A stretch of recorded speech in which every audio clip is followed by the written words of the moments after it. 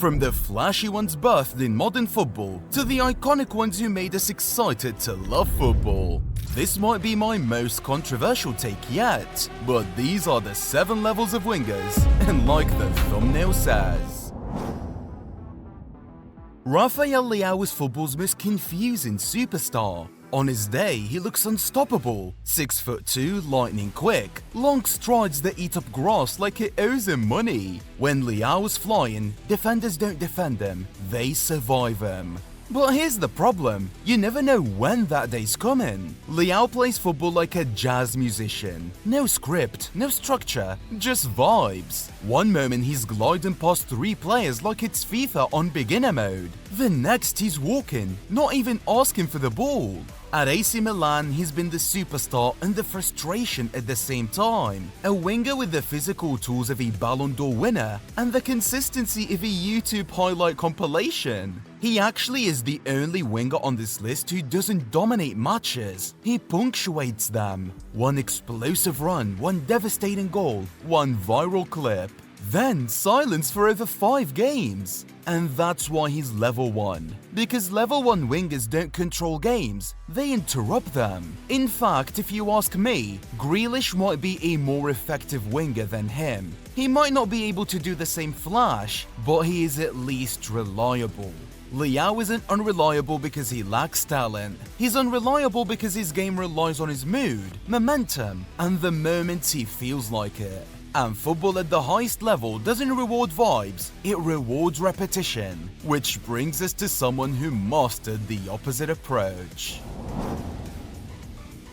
Bukayo Saka is the winger every coach dreams of. Not flashy, not chaotic, not here for thumbnails, just relentlessly correct. Every run makes sense, every touch has purpose, every decision improves the team. Saka doesn't beat his defenders for fun, he beats them to create an advantage. He understands spacing, timing, when to isolate, when to recycle. That's why his manager trusts him. That's why teammates look for him. That's why he plays every week. But here's the truth that keeps him at level 2. Saka is brilliant, but he's not terrifying. Fullbacks don't panic when they see him, they prepare. He won't humiliate you for 90 minutes. He'll beat you once or twice efficiently and move on. But don't get me wrong, his numbers are elite, his mentality is elite, his reliability is elite. But his game doesn't bend reality. He doesn't wrap defensive structures by himself. He doesn't force double teams every touch. He doesn't make stadiums lean forward in fear. And that's not an insult, it's the difference between being excellent and being inevitable. Saka is the perfect system winger, but the next level, that's where systems start breaking. Controversial take incoming. Before you rage in the comments, hear me out, because once you realize why he's at level 3, you might even like and subscribe. Don't forget to turn on notifications at the same time. What we're witnessing with Lamine isn't hype. A 16-year-old playing for Barcelona and Spain like he's been doing it for a decade. The kid dribbles with confidence that shouldn't be legal at his age. Every touch looks calculated, like he's already watched the replay before it happens. No panic, no hesitation, just rhythm and vision beyond his years. So why level 3?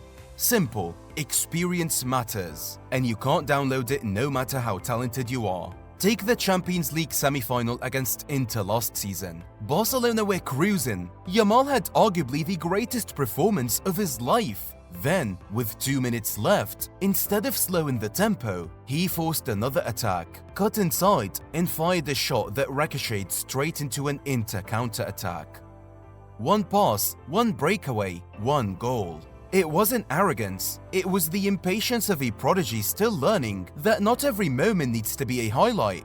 We can't deny his ability, but to reach the next level, he'll need the full package. Elite finishing with both feet, composure under pressure, smarter decision making. Once he learns when not to attack, Yamal can challenge this man sitting at level 4. The winger who's not just the best in the world right now, but the most terrifying sight any fullback can see at full sprint.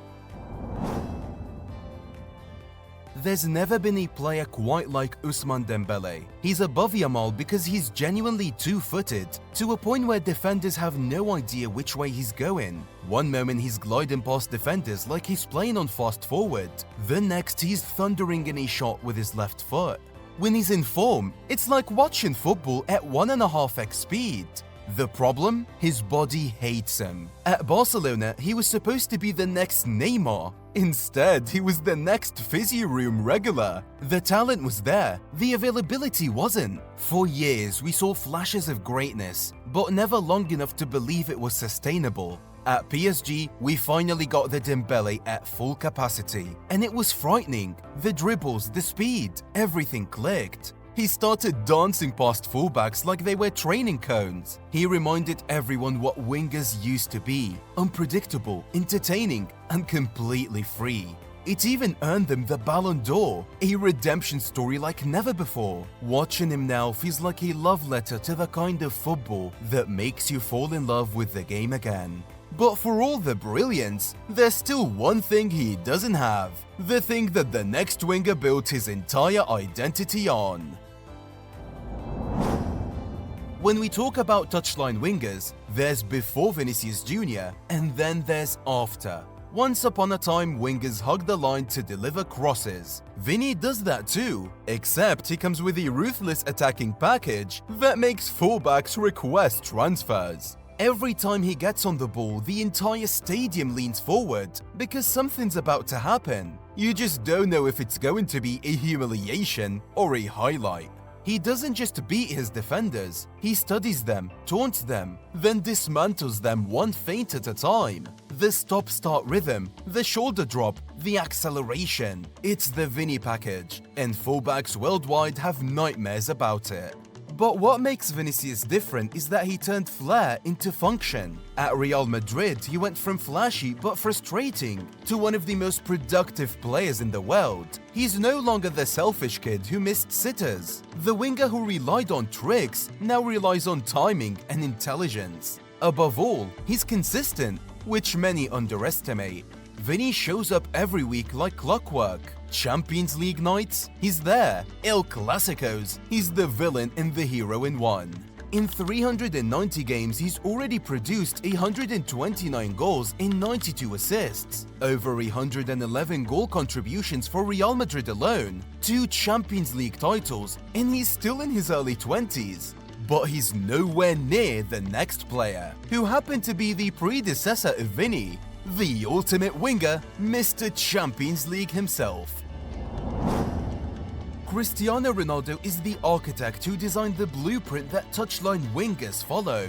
It's easy to forget, but before he became a global brand, before the "Soo" echoed in stadiums across continents, Cristiano was a winger. And not just any winger, he was the prototype that every academy coach secretly prayed for. Tall, fast, two-footed, arrogant in the best way. A player who could humiliate a fullback and then blast a shot past the keeper 10 seconds later. At Manchester United, Ronaldo wasn't yet a goal machine. He was a spectacle. Every game was a highlight reel waiting to happen. He turned stepovers into performance art, twisted defenders into knots, and played football like he was auditioning for a Nike advert every weekend. And to be fair, he was. But what separated him from every other flashy winger was the moment he decided that wasn't enough. He evolved, the tricks turned into tools, and the showmanship became strategy.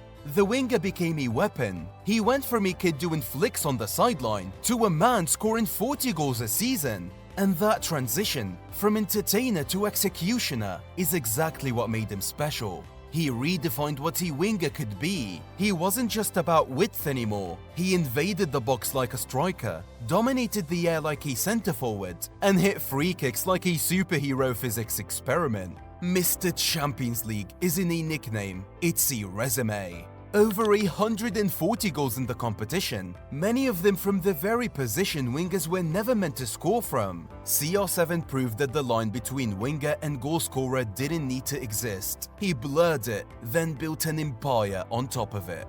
And yet, even with all that perfection, all that power and polish, he's still not at the peak in terms of pure skill. Because there's one man who showed the world that being a winger wasn't just about domination, it was about expression.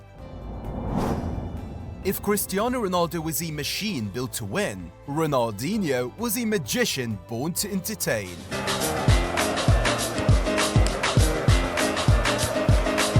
He didn't just play football, he performed it. He was the reason most of us wanted to become footballers. The hair, the smile, the samba rhythm in every touch. Ronaldinho made football look like a carnival. When he got the ball, defenders didn't just prepare for a challenge, they prepared for embarrassment. He wasn't the fastest, the strongest, or even the fittest. But what he had was something the game rarely sees anymore: imagination. Every flick, every no-look pass, every flip-flap was a statement. At Barcelona, he brought joy back to Camp Nou. He rescued the club from Madrid's Galactico era. Before Messi, there was Ronaldinho, the man who made fans fall back in love with football, even if they hated Barcelona. The man who once walked into the Bernabeu and received a standing ovation from Real Madrid fans. He gave defenders nightmares and teammates freedom. He played like someone who knew football was supposed to make people feel something. And that's what separates him from everyone else on this list. You see, there are players who mastered the game, and then there are players who made the game smile back. The highest level of wingers isn't about numbers or trophies, it's about magic. It's about being the reason a generation picked up a football, tried a step over, and whispered, "Oh, that's for Ronnie." And that's why Ronaldinho will forever be the standard.